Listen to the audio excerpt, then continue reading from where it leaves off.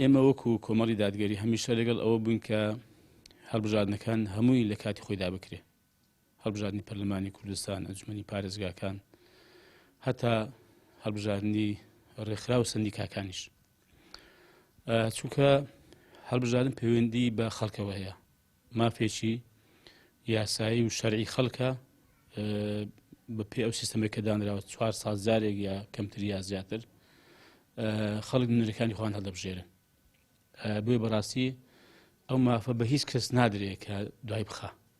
بۆیە ئێمە هەمیشە لەگەڵ بووین کە لە کاتی خۆی دابکرێ و